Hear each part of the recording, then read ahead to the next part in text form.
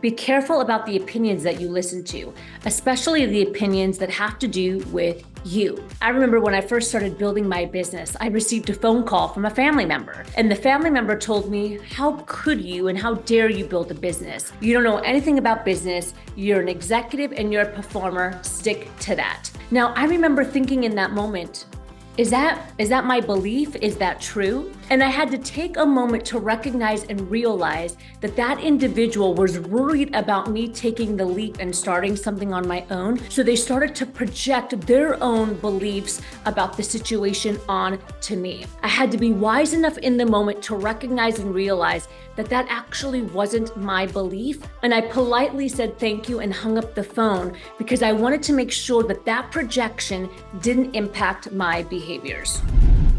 Hi everyone, my name is Natalina Nastradine. I'm the CEO and the founder of Rise Up For You, and my team and I work with leaders and organizations around the world to enhance company culture, team performance, and leadership. And we believe strongly that the person is the professional and the professional is the person. And really everything that we do on a day-to-day basis comes down to our soft skills.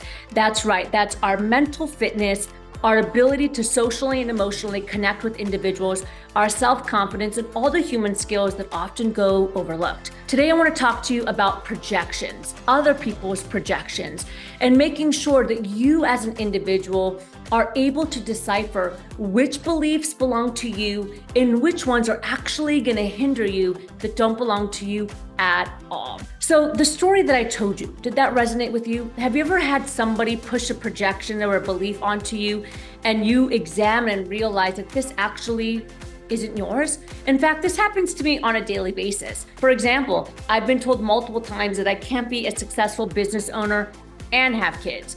I've been told multiple times that I can't run my own company and continue to take care of my health. These are beliefs that other people have about themselves that for some reason believe that it applies to everyone else. Now, as individuals, we have to be very conscious and careful about what we're allowing into our mind and psyche, because the beliefs that other people carry, if we're not careful, can soon become our beliefs and hinder our success and our ability to move forward. So today I'm going to share with you 3 simple strategies to help you recognize which belief you would like to accept and which ones don't belong to you that you need to swat and move out of the way so that they don't hinder your ability to move forward and your potential. Number 1, I want you to ask yourself, when somebody says something to you, or they put a belief onto you, or they project their opinion to you about you, I want you to truly ask yourself, is this true, or is this their fear speaking to you?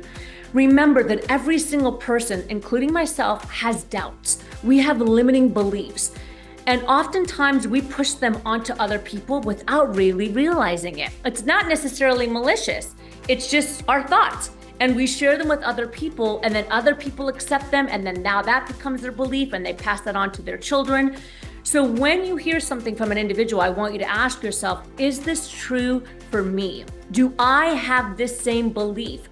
Do I accept this belief? And does this belief serve me?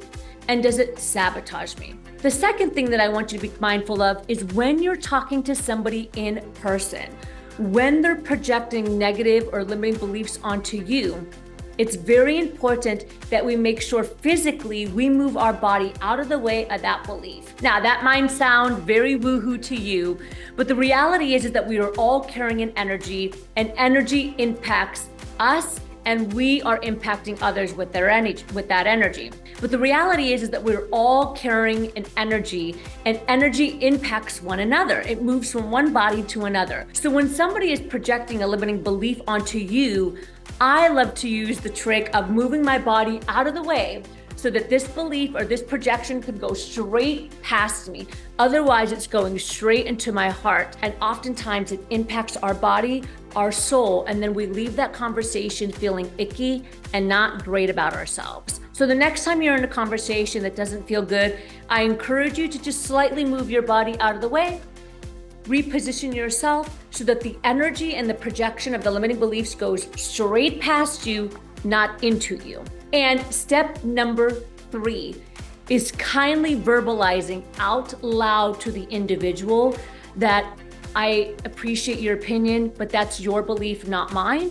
I'm taking a different route. This is exactly what I said when the family member called me and said that I had no business opening a business, that I was a former executive, I was a performer, and I needed to stick to that. Well, thankfully, in the middle of that conversation, I realized that that's not my belief. And so in a very professional and loving way, I mentioned, I'm going to hang up the phone right now. That's your belief, not mine. And that's not something that I can accept. And would you believe me if I told you that I didn't talk to that individual for months because I didn't want those limiting beliefs that that individual had to impact my mind and my ability to take action. Remember, we all have negative thoughts and we all have self-doubt.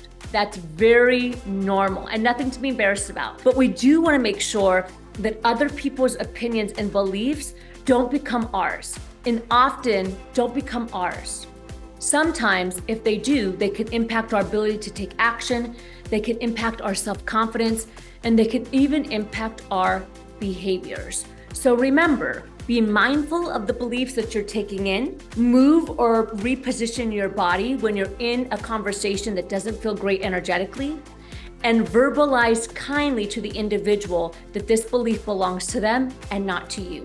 These 3 simple steps can help make sure that your beliefs remain positive and self-serving so that you can make a greater impact in the world. These 3 steps can help you be the best that you can be.